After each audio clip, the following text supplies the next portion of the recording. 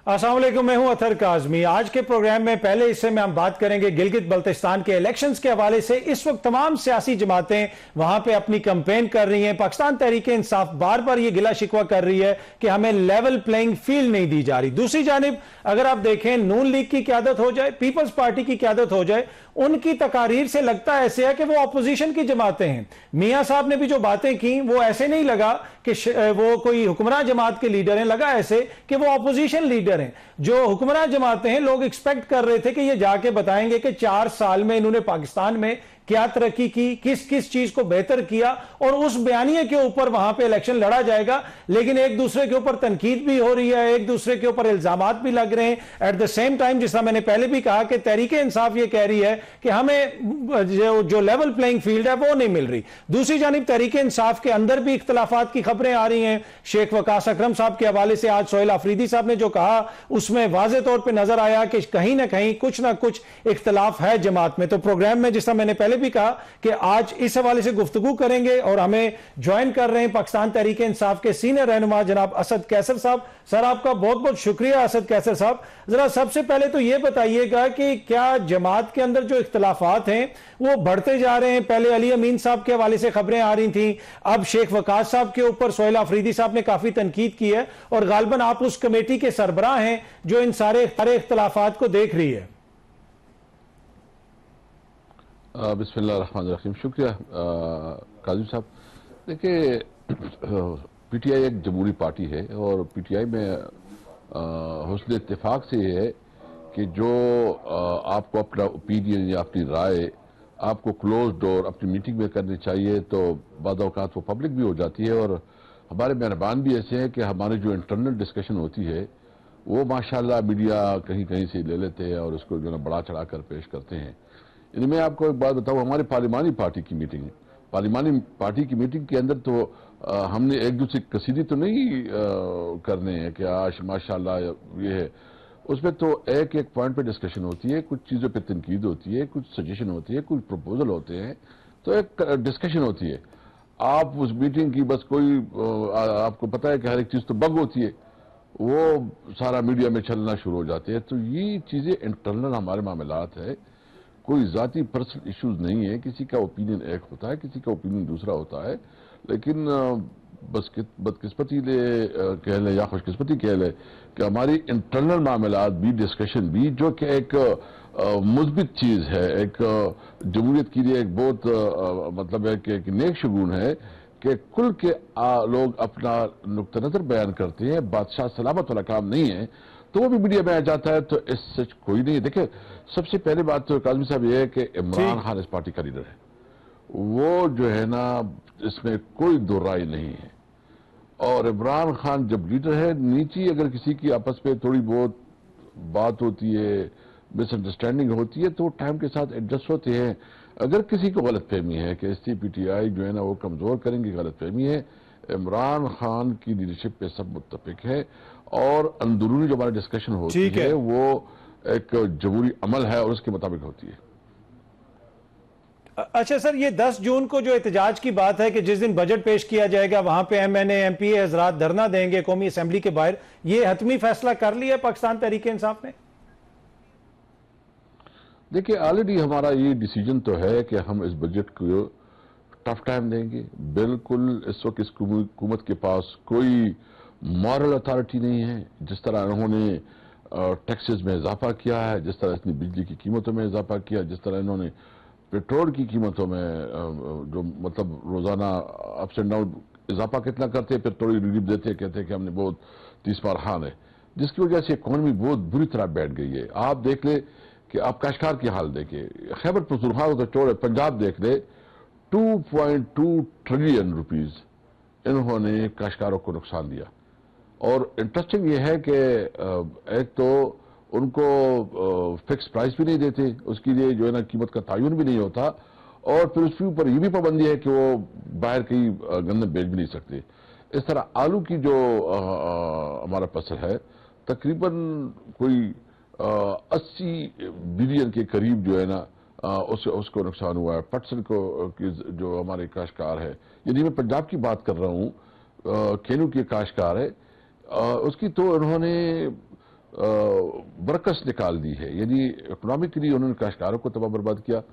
آپ دیکھ لیں جو انڈسٹریز تھوڑی بہت چل رہی تھی، ابھی ملٹی نیشنل کمپنی ہے جو ملک سے باہر جا رہی ہے، اور جو فیصل آباد میں ہمارے وقت میں انڈسٹریز میں جتنا انقلاب و طوفان آیا تھا، اور ٹیکسٹائل مل بہت گروم کر گئے تھے، ہماری کنسٹرکشن انڈسٹری بہت گروم کر گئی تھی، ابھی جو ہے نا 2 وقت کی روٹی نہیں مل رہی، روزگار نہیں مل رہا، انڈسٹری خود جو ہے نا بند ہو رہی ہے، اور ہماری ملٹی نیشنل کمپنیز جو ہے نا وہ ملک چھوڑ کے جا رہے ہیں، اور یہ جو اتنے اپنے آپ کو 30 مار خان کہہ رہے ہیں کہ ہم نے اتنا پتہ نہیں کیا، یہ تو بالکل آپ نے درست فرمایا سر کہ بہت سارے ایسے پوائنٹس ہیں obviously معیشت کے حوالے سے جن کے اوپر حکومت پہ تنقید کی جاتی ہے جی، لیکن اس وقت سر یہ جو خیبر پختونخوا کا بجٹ ہے اس کے حوالے سے گزشتہ روز علیمہ خان صاحبہ نے بھی کہا کہ اس کو پاس نہ کیا جائے، آج سہیل آفریدی صاحب اسلام آباد ہائی کورٹ بھی گئے کہ ہماری خان صاحب سے ملاقات کروائی جائے، اگر ملاقات نہیں ہوتی تو کیا خیبر پختونخوا کا بجٹ پاس کیا جائے گا؟ دیکھیں سب سے پہلے بات تو یہ ہے کہ یہ ہمارا قانونی آئینی حق ہے، عمران خان ہمارا لیڈر ہے، ہم سب کے ووٹ جو ہے نا عمران خان کی وجہ سے، اور اس وقت اگر ہم یہاں بیٹھے ہیں وہ اس کا فاؤنڈر ہے اور انہوں نے اس پارٹی بنائی ہے، اس کا ویژن ہے، یہ ہر صورت میں ہمیں عمران خان تک ایکسس چاہیے تاکہ اس کے ویژن کے مطابق بجٹ بنائی جائے، یہ تو ہمارا مطالبہ ہے۔ ادروائز جو ہے نا ہماری جو اس کے بارے میں فیصلہ ہے وہ ہماری پولیٹیکل کمیٹی ہے، عمران خان نے امپاور کیا ہے، وہ اس کے بارے ڈیسیجن کرے گی، اور اس کے پاس اختیار ہے کہ کیا کرنا ہے کیا نہیں کرنا ہے۔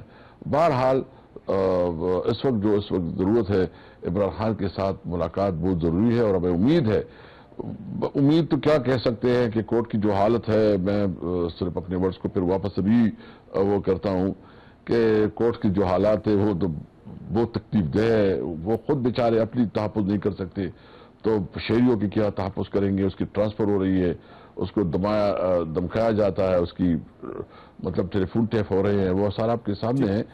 تو بہرحال ہم ایک جو ہے نا وہ اتمام حجت پوری کر رہے ہیں کہ ہم عدالت گئے ہیں، ہمیں پتہ ہے کوئی ریلیف نہیں ہے، لیکن الٹیمیٹ یہ بات ہے کہ میں ایک بات بالکل اچھا سر، آپ لوگ سسٹم سے باہر آنے کی بات آپ نے بھی کہی، دیگر لوگ بھی کہتے ہیں، سسٹم سے باہر آنے کی بھی آپ بات کرتے ہیں، اس سے آپ کی کیا مراد ہے جب آپ سسٹم سے باہر آنے کی بات کرتے ہیں؟ دیکھیں جب ہمارے اوپر تمام دروازے بند ہوں، ہمیں کوئی یعنی جو آپ گلگت بلتستان کی ابھی آپ نے بات کی ہے، یعنی میری وجہ سے پوری ایئرپورٹ کی روڈ بند کی گئی، اور پھر دلچسپ بات یہ ہے کہ خواجہ صدر پیک اس میں بھی تھا، اس نے خود مجھے فون کیا کہ اسپیکر اسد بھائی آپ کی وجہ سے ہم بھی رہ گئے، یعنی انہوں نے پوچھا ادھر سے حال احوال لے لیا کہ کیا پوزیشن ہے اور ابھی کیا دلیلیں دے رہے ہیں، اور وہ S H O D S P خود میرے پاس آیا، اس نے کہا کہ میں سر جی بس یہ ہے کہ آپ کو اجازت نہیں ہے، تو میں نے کہا مجھے اجازت نہیں ہے تو کیا چھوڑو، لوگوں کو چھوڑو۔ اس طرح جنید کے ساتھ جو ہوا، مطلب اس کو بدر کر دیا گیا، اس کا کیا ہم پاکستانی نہیں ہیں؟ ہمارے پاس یہ حق نہیں ہے کہ ہم اپنی منشور اور اپنی جو ہمارا مینیفیسٹو ہے وہ قوم کے سامنے رکھ کے، یا ہم آزادانہ الیکشن کمپین کر سکے، اپنی نقطہ نظر کر سکے۔ ادھر نواز شریف اور پیپل پارٹی بیٹھی ہے، مطلب مجھے بتائیں 4 سال کس کی حکومت رہی اور اس وقت کس کی حکومت ہے؟ وہ یہ گلگت کے لوگوں کو پاگل بنانے کے، اس کو پتہ نہیں ہے کہ حکومت کس کی ہے، پالیسی کس کی ہے، مہنگائی کس کی وجہ سے ہے، بے روزگاری کس کی وجہ سے ہے، جو وہاں اس وقت پسماندگی ہے، جو نواز شریف صاحب کہہ رہے تھے کہ پتہ نہیں روڈ ٹوٹی پھوٹی ہے، تو بھائی کہاں بھائی کو نا، تمہارا بھائی تو پرائم منسٹر ہے اور 4 سال سے گزرے سے پرائم منسٹر ہے، کیوں نہیں کرتا؟ گلگت کے عوام کو یہ ڈیسیژن کرنا ہے کہ یہ صرف ٹوپی ڈرامہ ہے، کچھ جو تقسیم کی گئی ہے جو ہمارے نالج میں ہے کہ کوئی استحکام پارٹی ہے علیم خان کی، اس کو بھی کچھ سیٹیں دی گئی ہے، اس کو بھی کوئی کمٹمنٹ کیا گیا ہے، تو اس لیے ہم نے ابھی کرنا ہے کہ یہ فراڈ الیکشن ہے، یہ بدترین داندلی زدہ الیکشن ہوگا۔ ہم اس الیکشن کے خلاف اگر یہ اس قسم کی داندلی کرتے ہیں تو انشاءاللہ گلگت کے عوام خود ان کے خلاف نکلیں گے۔ میں صرف گلگت کے عوام سے یہ امید رکھتا ہوں کہ ووٹ آپ کے پاس ہے، آپ نے ووٹ دینا ہے۔ کیا یہ اختیار یہ مقتدرہ نے یا اسٹیبلشمنٹ نے کرنا ہے کہ وہ بتائیں گے کس کو آپ نے نامینیٹ کرنا ہے، کس کو آپ نے ایم پی اے یا ایم این اے بنانا ہے، یا جو بھی ادھر پوزیشن ہے پارلیمنٹ میں بھیجنا ہے، اسمبلی میں بھیجنا ہے، یا یہ لوگ؟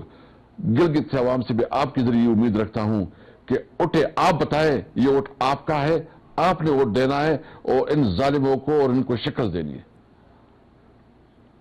اچھا سر, خان صاحب سے ملاقات کا آپ نے ذکر کیا, 5-6 مہینے ہو گئے ملاقات نہیں ہو سکی. کیا کوئی بیک گراؤنڈ میں رابطے ہو رہے ہیں؟ اس طرح کی خبریں بھی آ رہی تھی کہ شاید کچھ معاملات طے ہو رہے ہیں. پچھلے دنوں بیرسٹر گور صاحب کی, سہیل آفریدی صاحب کی محسن نقوی سے ملاقات بھی ہوئی, اس کے بعد دوبارہ چہمہ گوئیاں شروع ہو گئیں. تو کیا اس وقت کوئی مذاکرات, کوئی رابطے پس پردہ آپ لوگوں کے چل رہے ہیں؟ نہیں, اس کو تو کوئی اس قسم کی کوئی کمیونیکیشن نہیں ہے. اور ہم تو دیکھو, ہمارا تو بہت سمپل مطالبہ ہے. عمران خان بیمار ہے, بینگ اس ملک کی شہری کی, چلو وہ پرائم منسٹر اور جو ایک لیجنڈ تھا, اس کے علاوہ اس ملک کا شہری تو ہے, اس کی قانونی اور آئینی حقوق ہے ایک شہری کی حیثیت سے کہ اس کو ہم مطالبہ کیا کرتے ہیں. ہم تو یہ نہیں کہتے کہ آپ اس کو جو ہے نا نواز شریف کی طرح جو ہے نا آپ چڑھائے. ہم تو مطالبہ کرتے ہیں نمبر 1 کہ آپ اس کی علاج کی جو بنیادی ضرورت ہے, جو اس کا قانونی اخلاقی حق ہے, اس کو اسپتال میں منتقل کریں تاکہ فیملی کو تسلی ہو, پوری قوم کو تسلی ہو, پوری قوم کا لیڈر ہے. پھر ہم یہ بھی سمجھتے ہیں کہ ان کا کیس, جتنے بھی کیسز ہیں اس کے خلاف, اس کو میرٹ کے مطابق انصاف دیا جائے. وہ جب انصاف ہوگا, ایک کیس بھی ایسا نہیں کہ عمران خان ایک دن کے لیے بھی جیل میں رہے گا. تو ہمارا مطالبہ جینور ہے, قانون اور آئین کے اندر ہے.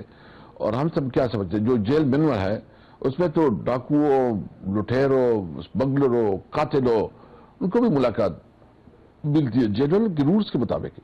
عمران خان کو ملاقاتیں بھی نہیں مل رہی. تو باہر ظلم اور جبر کا جو نظام ہے, ان کا انشاءاللہ اتنا لمبا نہیں ہوگا. وقت ہمیشہ ایک جیسا نہیں رہتا, اور مجھے امید ہے ہم اس کرائسس سے نکلیں گے. عمران خان, اچھا سر, جس طرح آپ فرما رہے ہیں کہ رابطے بھی نہیں ہیں, بات چیت بھی نہیں ہو رہی, ٹھیک, جس طرح آپ نے سر فرمایا کہ بات چیت بھی نہیں ہو رہی, رابطے بھی نہیں ہیں, خان صاحب سے ملاقات بھی نہیں ہو رہی. اگر ملاقات نہیں ہوتی ہے, ان کو اسپتال شفٹ نہیں کیا جاتا ہے, آپ نے بہت سارے تحفظات کا اظہار کیا, تو پھر آپ لوگوں کا آگے سے رد عمل کیا ہوگا؟ آپ لوگوں کے ذہن میں بھی تو کوئی پلان ہوگا کہ احتجاج کرنا ہے, تحریک چلانی ہے, کرنا کیا ہے؟ دیکھیں, تحریک تو ہماری چلی, تحریک تو ایک جلسے کا نام نہیں ہے. ہمارا مسئلہ یہ ہوتا ہے کہ تحریک جو ہے نا, آپ کہتے ہیں کہ ایک لانگ مارچ ہو تو وہ تحریک ہے, آپ کہتے ہیں ایک جلسہ ہو. تحریک آپ کی مسلسل ملک میں اپنا نیریٹو کو آگے بڑھانا ہوتا ہے. آپ بات کرتے ہیں, آپ احتجاج کرتے ہیں, آپ اسمبلی میں بھی تقریر کرتے ہیں, آپ جیسے جلوس کرتے ہیں, آپ لانگ مارچ کرتے ہیں, یا آپ جتنی ایکٹیویٹی, وہ سارا اس کا حصہ ہوتا ہے. تو ہماری جو تحریک ہے وہ چل رہی ہے. ہم اس ملک میں صحیح معنوں میں ٹرو ڈیموکریسی چاہتے ہیں, اور ہماری جمہوریت سے بنیادی مقصد یہ کہ 1973 کا آئین کو واپس بحال کیا جائے. اور ساتھ ساتھ یہ چاہتے کہ جو جوڈیشری کی انڈیپینڈنس جو ہے نا انہوں نے بالکل ختم کی ہے, جوڈیشری کو اپنا عزت اور وقار واپس دینا چاہیے, اور اس کی جو اس کے اوپر قدر ہے وہ ختم ہونا چاہیے, اور ایک آزاد عدلیہ جو ہے نا وہ وجود میں آنا چاہیے. اور ہم سمجھتے ہیں کہ پارلیمنٹ میں وہ لوگ بیٹھے جو عوام کے نمائندے, صحیح معنوں میں عوام کے نمائندے جو ہے نا وہ پارلیمنٹ میں بیٹھے. تو ہمارا ایک جدوجہد ہے, پاکستان, وہ پاکستان جو قائد اعظم کا پاکستان ہے. عمران خان وہی ویژن رکھتا ہے جو قائد اعظم کا ویژن تھا, کہ ایک ایسا پاکستان ہے جو ساورن ہو, کسی سے ڈکٹیشن نہ لے, اپنے ملک کی پالیسیوں میں آزاد ہو, اور جو تمام پالیسی اپنے عوام کے لیے ہو, نہ کہ اشرافیہ کے لیے ہو. اچھا سر, ذرا مجھے آخر میں بریفلی بتائیے گا کہ 28ویں ترمیم کے حوالے سے حکومت نے کوئی آپ سے رابطہ کیا؟ نہیں, کوئی رابطہ نہیں ہوا ہے. چمن گوئیاں ہیں, کوئی کہتا ہے, مطلب جو آگے پیچھے سے خبریں آ رہی ہے. دیکھتی ہے پیپل پارٹی اپنے آپ کو جو ہے نا بھٹو کی لیگیسی کو کیری کرتے ہیں, جو انہوں نے آئین دیا تو اس کو تو وہ ڈیپینڈ نہیں کر سکتے.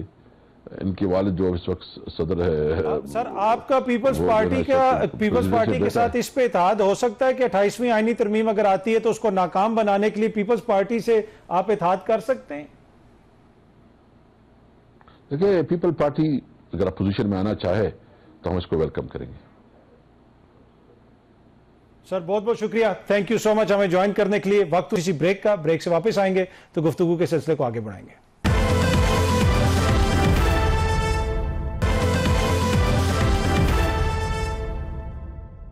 ویلکم بیک جی. اب تھوڑی سی بات کر لیتے ہیں امریکہ اور ایران تنازع کی. اب اس میں ایک نیا ٹوسٹ آیا ہے. پریزیڈنٹ ٹرمپ نے ایک انٹرویو میں یہ کہا ہے کہ میری خواہش ہے کہ میں ایران کے سپریم لیڈر سے ملوں. پہلے وہ یہ کہتے رہے ہیں کہ وہاں پہ ہم نے رجیم چینج کر دی ہے. امریکہ یہ بھی کہتا رہا کہ جو نئے سپریم لیڈر ہیں شاید وہ بہت زیادہ زخمی ہیں. تو اب یہ معاملہ کس طرف جا رہا ہے؟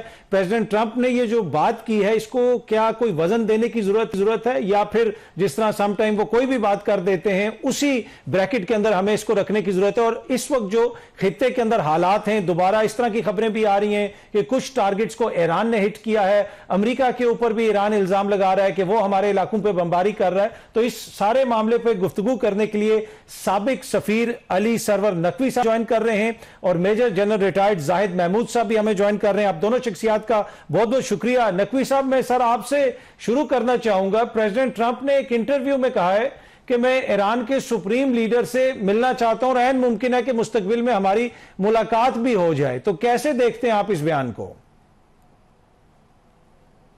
دیکھیے، اول تو کوئی اگر جس طرح صدر ٹرمپ ٹویٹس کر رہے ہوتے ہیں تو وہ گھنٹے بگھنٹے ان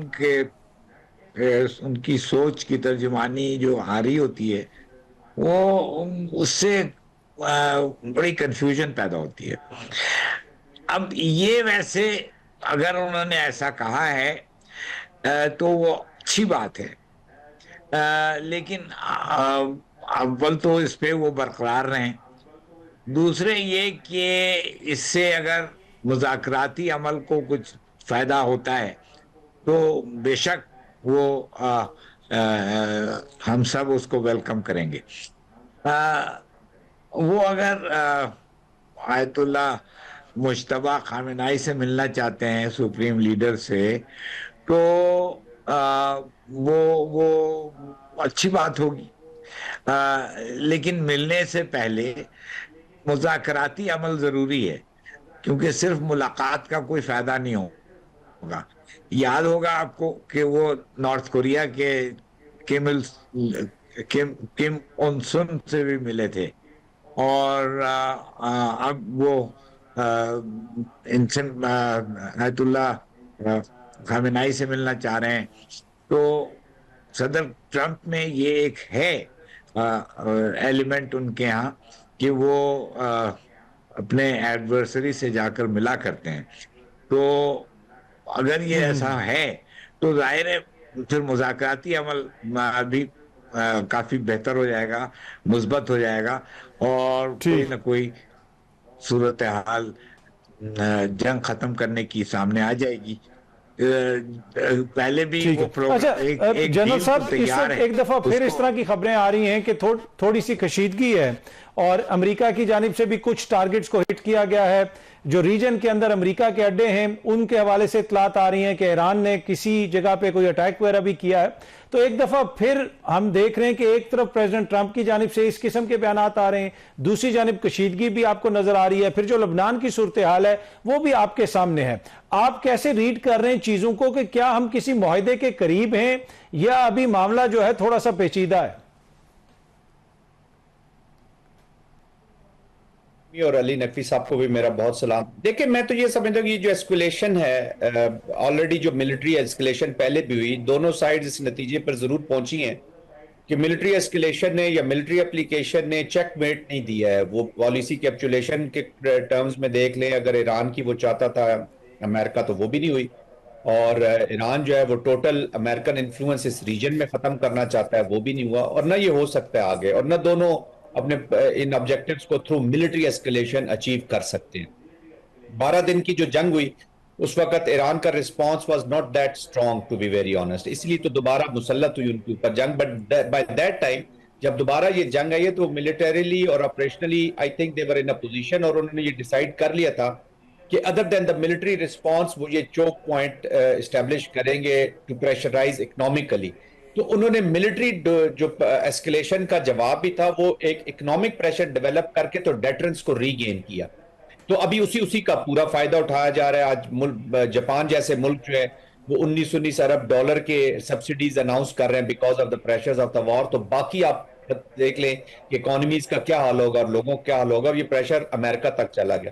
اب یہ جو انسیڈنٹس ہوئے ہیں، یہ جو کویت کا خاص طور پہ رسپانس کیا ہے ایران کا، ایران کی اسٹریٹجی از ویری سمپل کہ جو پین آپ مجھے دیں گے میں اس کو ڈش آؤٹ کر دوں گا اپنے ریسپانس میں، جو ریجنل کنٹریز میں بھی جائے گا، آپ کے بھی کچھ اہداف کی طرف جائے گا، اینڈ موسٹ امپورٹنٹلی جو اکنامک چوک پوائنٹس ہیں، اور وہ وارننگ پھر اگلے ادر دین ہرمس، وہ باب المندل کی بھی کبھی کبھی سٹیٹمنٹ دے دیتے ہیں۔ جو پولیٹیکل سٹیٹمنٹ ایران سے آئی ہے وہ بڑی تھوڑی سی الارمنگ ضرور ہے میرے لیے، جب وہ کہتے ہیں کہ امریکہ جو ہے یا جو ان کے اینیمیز ہیں وہ میزائلز کی لینگویج سمجھتے ہیں، ڈپلومیسی کی لینگویج سمجھتے نہیں ہیں۔ تو ڈپلومیسی چیلنج ہو رہی ہے، جب ڈپلومیسی چیلنج ہونا شروع ہو جائے، پولیٹکس چیلنج ہونا شروع ہو جائے، اور وار جو ہے وہ lead instrument of the policy آ جائے، گو کہ وار اٹ سیلف جو ایسکلیشن ہے، وار جو ہے یہ پولیٹیکل مین ہے، ایک مین ہے to achieve the political objectives, لیکن جب یہ لیڈ میں آ جائے اور ڈپلومیسی اور پولیٹکس پیچھے چلی جائے تو پھر that is a dangerous time. اور جو آپ نے آخری بات کی کہ ڈیل تو آئی تھنک تھوڑی سی ابھی دور ہے، اگر فریم ورک اسٹیبلش ہو جاتا ہے، جس کا امریکہ بھی ذکر کر رہا ہے کہ جی ٹائم لگے گا، مارک روبیو نے بھی اس کا ذکر کیا، ڈسکشنز جو ہے خاص طور پہ نیوکلیئر سے ریلیٹڈ ہیں، اور بھی یہ جو ابھی لیبنان بھی بیچ میں شامل ہو گیا، تو اگر فریم ورک اسٹیبلش ہو جاتا ہے تو پھر تو ہم ڈیل کی طرف بڑھنا تھوڑا سا آسان ہو جائے گا۔ ابھی مجھے ذاتی طور پہ ڈیل جو ہے وہ تھوڑی دور نظر آ رہی ہے۔ جی اچھا نقوی صاحب، جس طرح ایران نے کہا کہ امریکہ میزائلوں کی زبان سمجھتا ہے، سفارتکاری کی زبان نہیں سمجھتا، لیکن ہم دیکھ رہے ہیں کہ بیک گراؤنڈ میں ایک بڑے پیمانے پہ سفارتکاری ہو رہی ہے، اس میں پاکستان کا جو کردار ہے وہ بھی پوری دنیا کے سامنے ہے۔ تو آپ سمجھتے ہیں کہ آج کی تاریخ تک وہ جو پیچھے سفارتکاری چل رہی ہے اس کے پاس، یعنی اس سارے عمل کے اندر ابھی بھی چانس ہے کہ ہم کسی نہ کسی نتیجے پر پہنچ جائیں گے اور ڈیل ہو جائے گی اور حتمی طور پہ سفارتکاری ناکام نہیں ہوگی؟ پہلے تو جنرل زاہد کو میرا سلام، اٹس گڈ ٹو سی ہم آن دی پروگرام۔ اچھا دیکھیے، آپ جو بات کر رہے ہیں وہ کوئی پریڈکٹ نہیں کر سکتا ہے کیا ہوگا۔ پاکستان نے جو اہم رول ادا کیا ہے وہ یہ ہے کہ پاکستان نے جنگ بندی کرائی اوریجنلی 7 اپریل، اس کے بعد پاکستان نے دونوں، اس وقت بم برسائے جا رہے تھے تہران پہ، اصفہان پہ، زاہدان پہ، مشہد پہ، تو وہ اس وقت اور میزائل چلا رہے تھے ایرانی ہر طرف، خلیجی ممالک پہ اور اسرائیل پہ، تو وہ اس وقت کوئی تصور نہیں کر سکتا تھا کہ جنگ بندی ہوگی۔ پاکستان کے کوششوں سے جنگ بندی ہوئی، پھر 10 اور 11 اپریل کو دونوں مل کر یہاں پہ بیٹھے، امریکی اور ایرانی، 47 سال کے بعد، اور انہوں نے مذاکرات کیے۔ تیسرے پھر جنگ بندی جب 22 اپریل کو ختم ہو رہی تھی، پاکستان نے اس کی توسیع کرائی۔ ابھی لیٹسٹ 19 مئی کو پھر ٹرمپ حملے کی دھمکی دے رہا تھا، وہ پاکستان کی کوششوں سے اس کی توسیع ہوئی۔ تو میں سمجھتا ہوں ابھی بھی اسکوپ، آپ جو کہہ رہے ہیں وہ اسکوپ ڈپلومیسی کا بہت ہے، اور دونوں فریق، اول تو دونوں فریق جنگ دوبارہ نہیں شروع کرنا چاہتے ہیں، باوجود اس کے کہ ان کے بیانات کچھ بھی ہوں۔ ابھی جو ٹریگر ہوا ہے یہ ٹرمپ کا ریاکشن، وہ اس لیے کہ ایران نے اول تو کہہ دیا کہ ہم گفتگو نہیں کریں گے، ہم نے ختم کر دیا، ہم اب نیگوشیٹنگ پروسیس سے نکل رہے ہیں۔ دوسرے، ایران نے جو وہ کہا ہے، آپ جو کہہ رہے ہیں کہ ایران کہتا ہے کہ یہ میزائل کی زبان سمجھتے ہیں، تو یہ جو دو اس طرح کے بیانات ہوئے ایران کی طرف سے، ٹرمپ کے ٹویٹس بدلنے لگے، بالکل ایک دم سے بدل گئے، اور وہ یہی کہ اب ہم خامنہئی سے ملاقات کا ہے، اس سے پہلے یہ کہ ہمارے مذاکرات ہر وقت ہو رہے ہیں، ہر دن ہر گھنٹے ہم آپس میں بات چیت کر رہے ہیں۔ تو I think the trend is slowly moving towards conciliation، اور یہ مجبوریاں دونوں طرف ہیں ایسی کہ یہ مذاکرات کے پروسیس میں پھر سے آ جائیں گے۔ ٹھیک ہے۔ اچھا جنرل صاحب، اس وقت آپ کو سب سے بڑا سپوائلر کہاں پہ نظر آ رہا ہے؟ اسرائیل کی شکل میں نظر آ رہا ہے، ایران کا ریزسٹنس جو ہے، جس طرح وہ ادھر سے بھی کبھی ایسے بیانات آ جاتے ہیں کہ ہم بات چیت آگے نہیں بڑھائیں گے، امریکہ کی جانب سے کہہ دیا جاتا ہے کہ بھائی ہم کوئی بہت بڑا حملہ کر دیں گے، تو اس وقت بڑا سپوائلر کدھر سے آ سکتا ہے اور کون سا سب سے بڑا سپوائلر ہے حتمی معاہدے کو ناکام بنانے کے لیے؟ کیا چیز ایسی چیز ہے جو بڑا سپوائلر ثابت ہو سکتی ہے؟ میری نظر میں 3 فیکٹرز بڑے امپورٹنٹ ہیں جی. ایک تو Israel as a big elephant in the room, اس میں تو کوئی شک نہیں ہے، وہ اس کے جو آئیڈیالوجیکل یا ایکسپینشنسٹ ڈیزائنز ہیں ان کا بگیسٹ اینیمی پیس ہے، کہ اگر ریجن میں یا ادھر یہاں پہ پیس ہو جائے گا اور بڑا اینیمی سامنے جیسے ایران انہوں نے رکھا ہوا ہے وہ نہیں ہوگا تو ہم اپنے ایکسپینشنسٹ ڈیزائنز کو حاصل نہیں کر سکتے. وہ کوئی بھی لیڈر اس نے کرنا ہی کرنا ہے. Then Netanyahu is an individual ایک بہت بڑا سپوائلر ہے، کیونکہ اس کی ہی has a situation back home, political situation ہے، کرپشن کے چارجز ہیں، کورٹس میں بھی اپیئر ہو رہے ہیں اور کورٹس میں بھی وہ جا رہے ہیں، تو وہ اپنی توجہ لوگوں کی اس سے ہٹا کے رکھنا چاہتے ہیں. پھر آپ دیکھ رہے ہیں کہ ایپسٹین فائل وغیرہ اس طرح کی چیزیں بھی چل رہی ہیں جو بلیک میلنگ اور یہ انٹرنیشنل پالیٹکس میں یہ چیزیں ہوتی رہی. اس کے بعد ہارڈ لائنرز ہیں آن بوتھ سائڈز، ایران کے اندر بھی اور امریکہ کے اندر بھی، اور وہ جو لابیز سے متاثر ہوئے لوگ ہیں، یہ وہ لوگ ہیں جو امریکہ اور اسرائیل کے ایڈمنسٹریشن کے اندر ہیں کہ وہ ایک ریجڈ پوزیشن سے بالکل ہٹنا نہیں چاہتے. اور ایک اور چیز میں جو دیکھ رہا ہوں جی کہ یہ جو ابھی لیڈرشپ نیگوشیشنز کر رہی ہے، یا کسی بھی لیڈرشپ سے ہماری بات ہوتی ہے یا ہم ان کو اسیس کرتے ہیں، ان سے ملاقات ہوتی ہے، دونوں طرف کو ہم ان کے انٹرویوز سنتے ہیں، ان کی بات چیت سنتے ہیں، تو یہ جو 47 ایئرز کی اینیمٹی ہے اس کا ابھی تک وہ جو ایک امپیکٹ آیا ہوا ہے وہ نکل نہیں رہا. مسٹرسٹ وہ ختم نہیں ہو پا رہا، وہ نزدیک نہیں آ پا رہے. دونوں سائڈ یہ سمجھتی ہیں کہ یہ ایک فراڈ ہے، ایک اس وقت ہوڈ ونگ کیا جا رہا ہے اور اس کے بعد یہ چیزیں تبدیل نہیں ہو سکتی، گراؤنڈ ریئلٹیز تبدیل نہیں ہو سکتی. تو یہ وہ عوامل ہیں جو ان دونوں وارنگ گروپس کو بہت اپارٹ انہوں نے رکھا ہوا ہے. But having said that I think Pakistan مالک نے، فرینڈز نے یہ بالکل سچویشن ان کے سامنے پینٹ کی ہے. There is a cost for both of them, دونوں گروپس کے لیے کاسٹ ہے. How much they are prepared to pay that cost in economic, political and situation. دیکھیں نا ایران کے اندر بھی اسٹریٹس کے اندر ایک سچویشن تھی، وہاں پہ بھی مڈ ٹرم الیکشنز آئے ہوئے ہیں، 70% عوام اور کے خلاف ہے. تو یہاں پہ بھی کوئی دودھ شہر کی نہریں تو نہیں بہ رہی ایران کے اندر نا، انہوں نے اور بہت ساری چیزوں کو بھی ایڈریس کر رہے ہیں. تو یہ بہت سارے ایسے عوامل ہیں جن کو ایڈریس کرنا ہے، وہ تب بھی کر سکتے ہیں کہ ایک پیسفل انوائرمنٹ تو ایٹ لیسٹ کریٹ ہو، اور اس کے بعد اکنامک کنڈیشنز کو امپروو کیا جا سکتا ہے. ٹھیک ہے جنرل زاہد، بہت بہت شکریہ، تھینک یو سو مچ ہمیں جوائن کرنے کے لیے. علی سرور نقوی صاحب، سر آپ کا بھی بہت بہت شکریہ. ایک چھوٹی سی بریک سے واپس آئیں گے تو گفتگو کے سلسلے کو آگے بڑھائیں گے.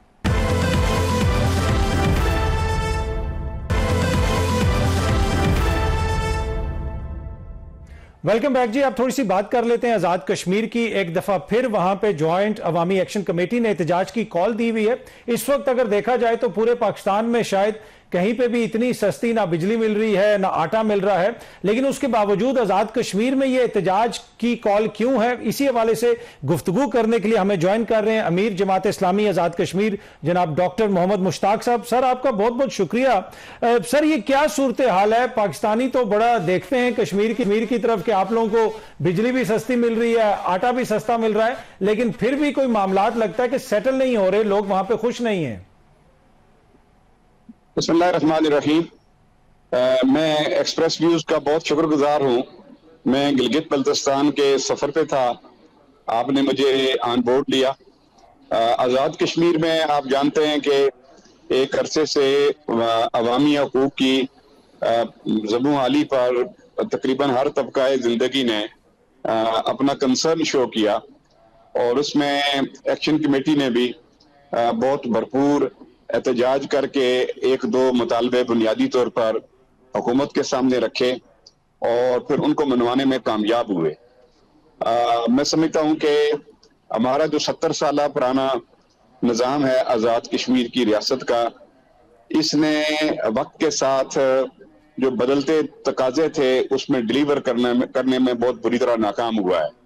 آزاد کشمیر میں موروثی اجارہ دار سیاست نے اور کرپشن کلچر نے عوام الناس کی بڑی تعداد اور بالخصوص نوجوانوں کو بہت مایوس کیا ہے.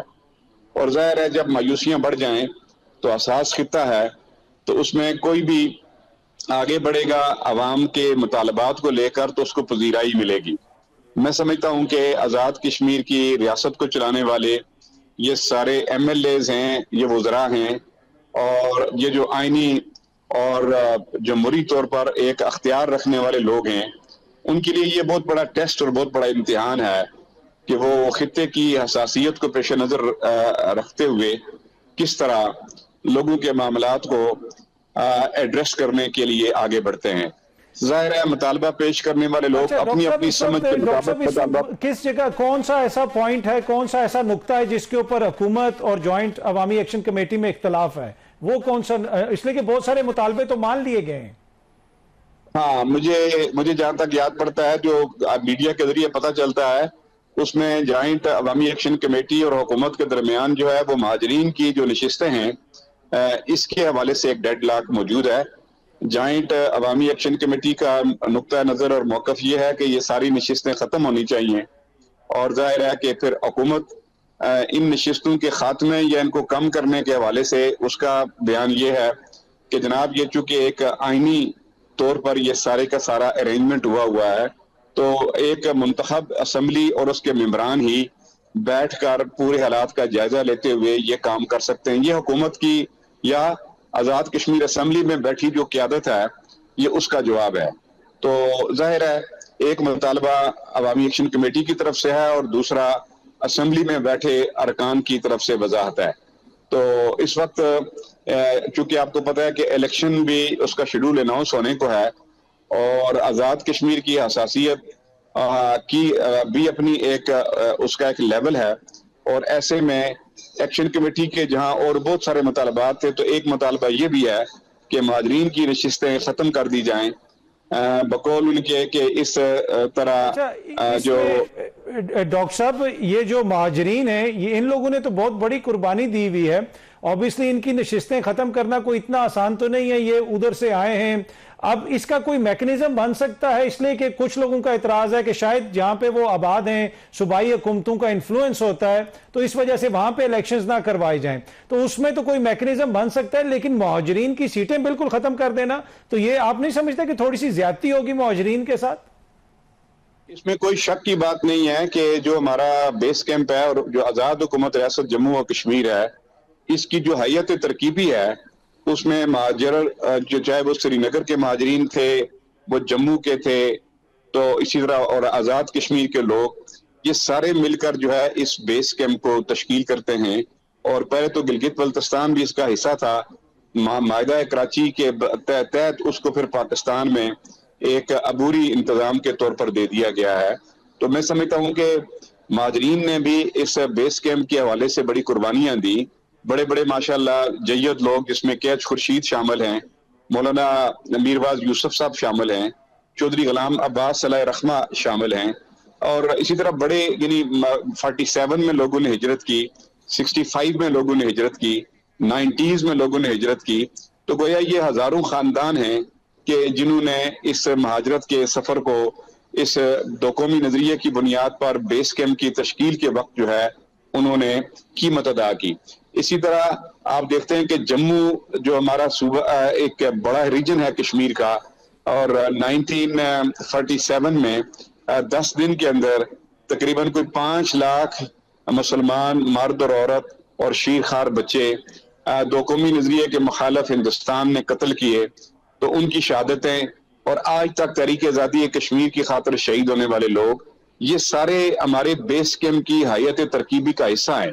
لیکن جو چیز جس نے بہت معاملات کو خراب کیا ہے وہ یہ ہے کہ یہ جو ہماری مہاجرین کی نشستیں ہیں، ان نشستوں پر ہونے والی دھاندلی، یعنی کوئی حکومت پاکستان ان نشستوں پر دھاندلی کر کے جس طرح آزاد کشمیر کے مینڈیٹ کو چوری کرتی رہی ہے تو بعض اوقات، اور اس کی شکایات جب آئی ہیں تو آزاد کشمیر کے نوجوانوں میں اور عوام میں ایک انریسٹ پیدا ہوا. اسی طرح مہاجرین کے ووٹر لسٹ جو ہے اس پر جینون کشمیری ہونے کے برعکس جو ہے وہ لوکل لوگ، کوئی بلدیہ کے ملازمین اور کچھ اس طرح کی شکایات وہ کئی بار نوٹس میں آئیں. اسی طرح مہاجرین کی نشست پر الیکشن لڑنے والا इसमें जो डॉक्टर साहब candidates हैं, इसके हवाले से एक निजाम बनाया जा सकता है, इसके हवाले से कानून साजी हो सकती है, लेकिन नशिस्तों को बिल्कुल खत्म करना क्या आपकी नजर में ये मुनासिब इक़दाम होगा? मैं लेट मी कंप्लीट। और इसी तरह जनाब जो कुछ महाजर हमारे लीडर्स हैं तो उनके स्टेट सब्जेक्ट जाली निकले, और ये वो 2-3 बातें हैं कि जिन्होंने आजाद कश्मीर के आवाम को परेशान किया। और इससे बढ़कर बड़ी बात ये ठीक है डॉक्टर साहब, जरा ब्रीफली मुझे बताइएगा, जरा वक्त की कमी है। जरा मेरी बात मुकम्मल कर सुनेंगे तो मैं अब बात करूंगा। मैं मुकम्मल कर रहा हूं, बात सुनिए ना प्लीज। ये बड़ा अहम नुक्ता है, इस पर मैं खाली 2-4 टिकर नहीं चलाऊंगा, मैं अपनी बात मुकम्मल करूंगा। इसी तरह मेरे प्यारे भाई, नहीं बात आप मुकम्मल करेंगे ना, प्रोग्राम में सर टाइम खत्म हो रहा है ना, प्रोग्राम खत्म हो जाएगा। मैं पूछ रहा हूं कि इसका मैकेनिज्म बना दिया जाए, और नशिस्तों को खत्म करना तो नाइंसाफी होगा। हाँ, हमने इसका मुतालबा पेश किया कि जी आप महाजरीन चाहे आजाद कश्मीर के हैं या वो मकामी हैं या महाजर हैं, इनसे सारे का सारा आप MLA फंड जो है वो वापस ले लिया जाए, तरक्याती बजट जो है सारा बल्दियाती इदारों के जरिए खर्च किया जाए, तो ये वाली शिकायत खत्म हो जाएगी। और उसके बाद जो माजरीन की नशिस्तों की जो तादाद के हवाले से हमने फार्मूला पेश किया कि आज़ाद कश्मीर का सबसे छोटा हल्का जितने वोट रखता है, इतने वोट्स पर माजरीन की नशिस्तों का तयन होना चाहिए। 2000 और 1500 और 2500 पर नशिस्तें नहीं होनी चाहिए, वो या नशिस्तें रिवाइज की जा सकती हैं। इस तरह के कुछ रिफॉर्म्स अगर किए जाएं तो मैं समझता हूं कि आजाद कश्मीर में काफी हद तक जो है अनरेस्ट खत्म किया जा सकता है। ठीक है डॉक्टर मोहम्मद मुश्ताक साहब, शुक्रिया, थैंक यू सो मच हमें ज्वाइन करने के लिए। वक्त तो एक छोटी सी ब्रेक का जी, ब्रेक से वापस आएंगे तो गुफ्तगू के सिलसिले को आगे बढ़ाएंगे।